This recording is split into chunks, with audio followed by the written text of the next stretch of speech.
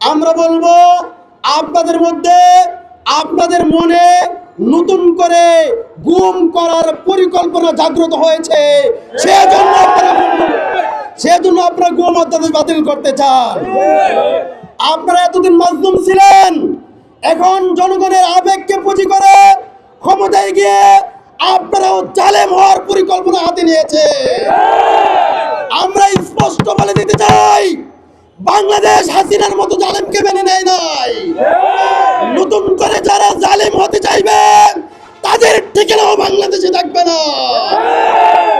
আমরা গুমের ভিকটিম, দীর্ঘ 40 দিন আইনা করে আমাকে চোখ পরে গুম করে রাখা হয়েছিল। যতক্ষণ পর্যন্ত সেই গুমের বিচার না হবে ততক্ষণ পর্যন্ত আমরা এই গুম অধ্যাদেশ বাতিলের ব্যাপারে কোন রকম ছাড় দেব না। সংগ্রামী সাথী ও বন্ধুগণ, আমরা আরো বলতে চাই, যারা দিল্লি না ঢাকা স্লোগান দিয়ে মানুষের আবেগ সহানুভূতি অর্জন করার চেষ্টা করেছিল, আজকে তারা কেন কথা বলে না? তাদেরকেও কথা বলতে হবে। যে দিল্লির আগ্রাসন বাংলাদেশকে ধ্বংস করেছিল, সেই দিল্লির আগ্রাসন এখনো বাংলাদেশে চলমান আছে।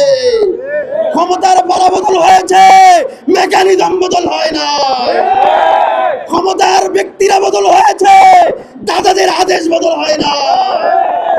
আমরা স্বরাষ্ট্রমন্ত্রী জনাব সালাউদ্দিন সাহেবকে বলতে চাই, আপনি নিজেকে দাবি করেন গুমের ভিকটিম, আমরাও মেনে নিলাম আপনার গুমের ভিকটিম।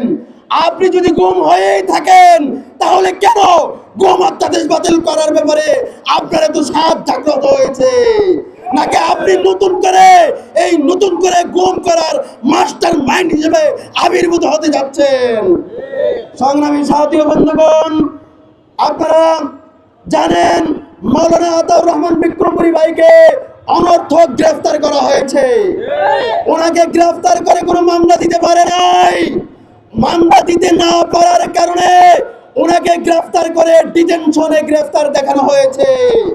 তারপর ওনাকে আটক করে তারা ষড়যন্ত্র করতে থাকে কোন মামলায় তাকে ফাঁসানো যায়।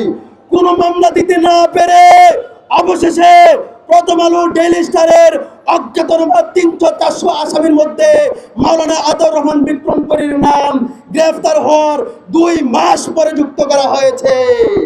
তারপরে সরকার কেমন জানি আবারও ষড়যন্ত্র করে এই বিক্রমপুরীকে যখন ডিটেনশন বাতিল করানো হলো হাইকোর্টের রিটের মাধ্যমে, তারপরে তাকে মামলায় যুক্ত করা হলো। তারপরে যখন মামলার জামিনের জন্য চেষ্টা করা হলো, সরকার আবার পুনরায় তাকে আবারও ডিটেনশন দিয়েছে, যাতে করে সে পরিবারের সাথে কথা না বলতে পারে, যাতে করে সে জেলখানার মধ্যে সাধারণ নাগরিকদের মতো অধিকার না পায়। সেজন্য সরকার তাকে আবারও ডিটেনশন দিয়েছে। আমরা বলবো, একটা রাষ্ট্র কি করে এত জালেম হতে পারে? একটা রাষ্ট্র কিভাবে তার জুলুমের বহিঃপ্রকাশ করতে পারে? এটা কোনোভাবে